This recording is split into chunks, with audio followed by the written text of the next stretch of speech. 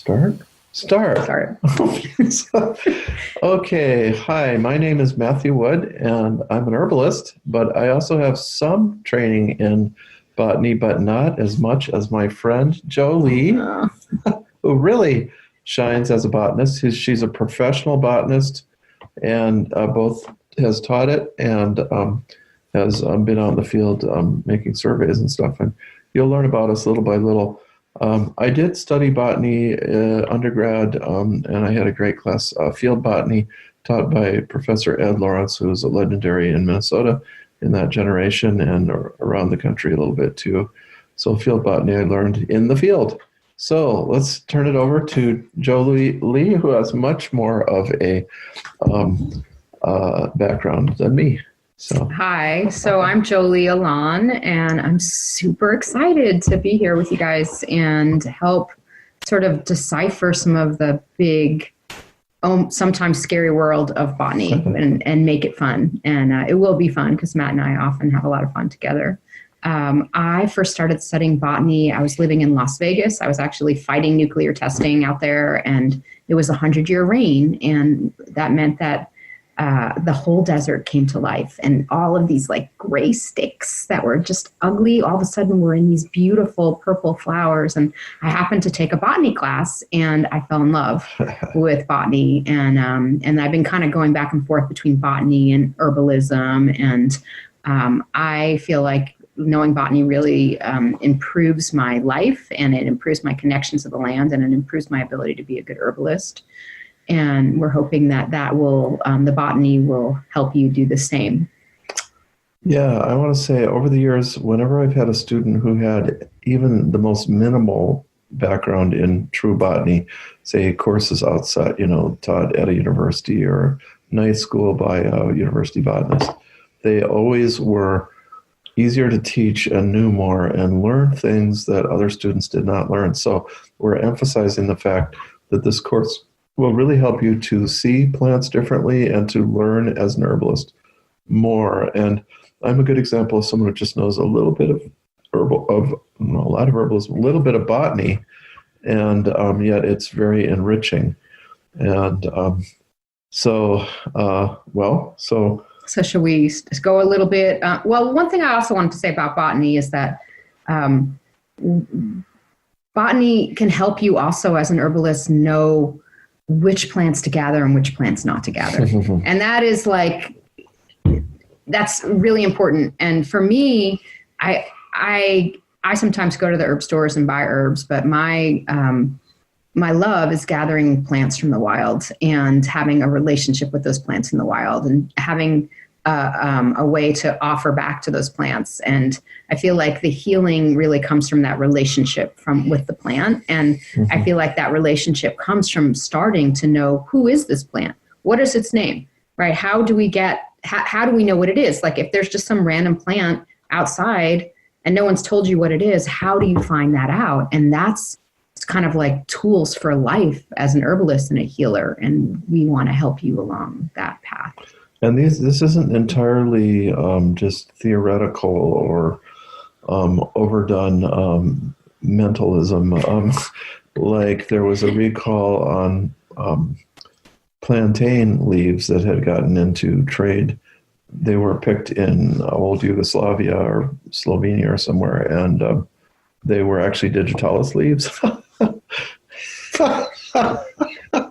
So that's pretty toxic. It's not going to kill you. Worse yet, Micah Moore described in the market seeing a bag of poison hemlock that was picked as if it was OSHA. Holy cow. That will kill you. Yes, right. Kill you. And just because someone tells you what it is not necessarily what it is. And the other thing that I love about knowing botany is that I live on the West, and I live in Oregon, and there are so many plants that people have not cataloged. There's so many medicines. We're sort of on the frontier here in Americas. There's many, many plants which people have not looked at. And I'm going to let my cats in who are scratching at the door. Sorry. But there's a lot of, like, for instance, there was this plant that I saw in my backyard up my hillside, and I was like, this plant looks a lot like Lomatium. It was in the Apiaceae, the parsley family. And I was like, what plant is that? And I waited until it fruited, because you have to have the fruits in order to identify it. And sure enough, it was a species of Lomatium that a lot of people don't use for medicine. And I said, oh, wow, I wonder if I can use this for medicine. And I started asking herbalists, do you know that there's Lomatium californica in here?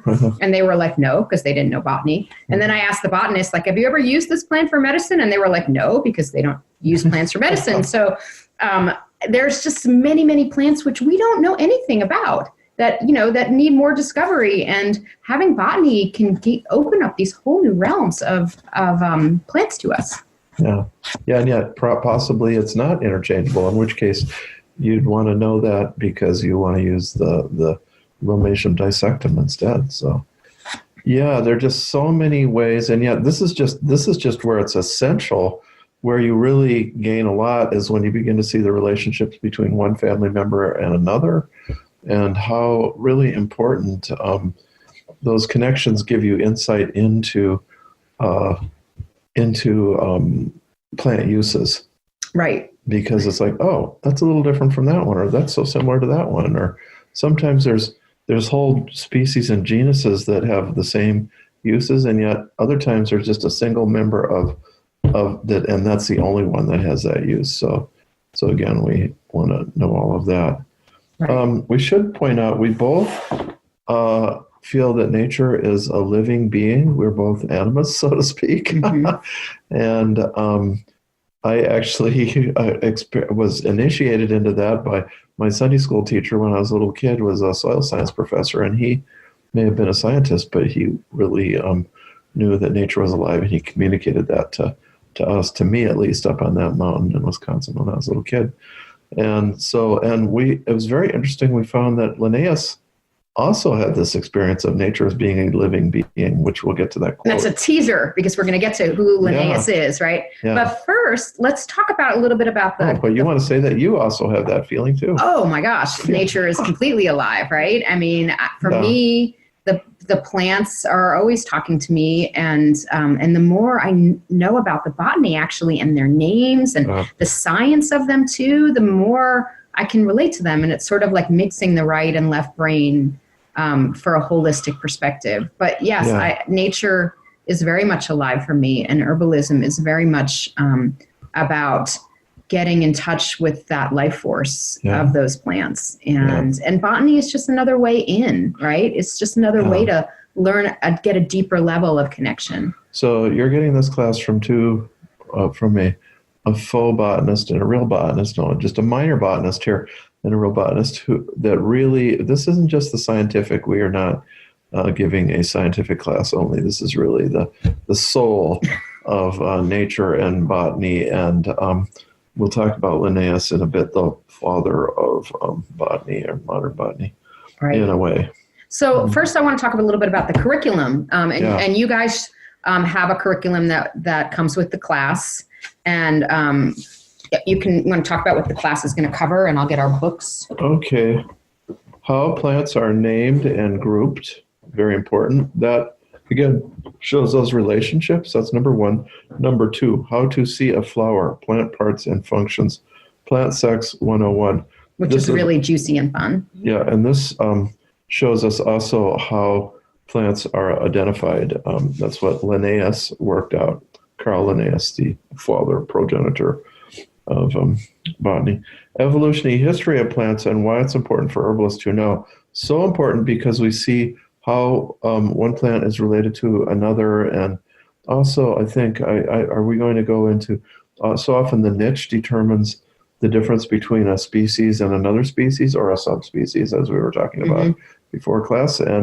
And so you want to know that niche. You want to understand that this evolution has taken place. Well, you also want to know, like, what's the difference between a fern and a vascular plant, right? And why is that important? And we'll talk about that. Like, we'll talk about how plants evolved from the tiniest little algae, or actually cyanobacteria, that was like the common ancestor of all plants, and then how we moved into flowering plants, and how when the flower came along, just changed life. Like 94% of the plants on Earth are flowering plants, and sort of why that changed everything. And we'll talk about flowers in that way. And then we'll kind of talk about the intelligence of plants. Oh, yes. Brand new frontier, wouldn't you say? I would say, or at least to botany, it's the ancient frontier to indigenous people and animists. Right. And it's sort of like where modern science meets indigenous wisdom. And we'll talk about some of this really groundbreaking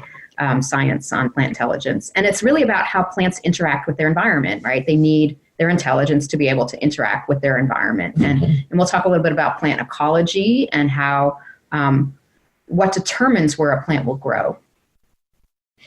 Yeah. Oh, ecological niches are so important. And of course, they really are part of the doctrine of signatures. Where the plant grows too wet, it's often going to be for too much wetness inside us too. So that's something you really want to be aware of. And we do want to talk about plant communities, which are so often related to ecology, how to recognize a plant community, and then major medicinal plant families. This is probably the most important. Well, you get the most, so many of these are important, but you get the most payback from knowing the families, because it's like, oh, I see that plant's like that plant, and medicinal properties are related so often throughout a family. So right. And so we're going to learn how to recognize the top 10, 15 plant families. And you'll come away from this class understanding those plant families and how to see them, which will be really exciting because, there's 400,000 plants in the world, and how do we kind of set them up in our minds? Like, how do we make a framework to hold them? And so that's what we want to give you is like, when you see a plant, we want certain triggers to go on in your mind of like, okay, where does this plant fit in the family of plants, and then in the families of medicinal plants? So hopefully you will come away with a understanding of that. So in a certain sense, to put it all together, you're going to be learning the context. There's so many contexts in herbalism we could define, but this is really the context within the plant kingdom. What an important kingdom. Okay. And how could that be anything but extremely important? Okay, and then botanical identification and ethical harvest. And then finally, I think this one, how to read the landscape. As far as I know, we're going to have to both just give our personal experiences, because that's almost an intuitive thing that everybody's a little different. There's not a science of that. There's just, you're out there and you have a sense, this has been interfered with, or like, wow, this is really virgin or old growth, that's really in exceptional shape. That's important. You need to learn all these plant communities, plant ecology, in order to do not just ethical, but good, efficient wild crafting. In a spiritual way that it's regenerative.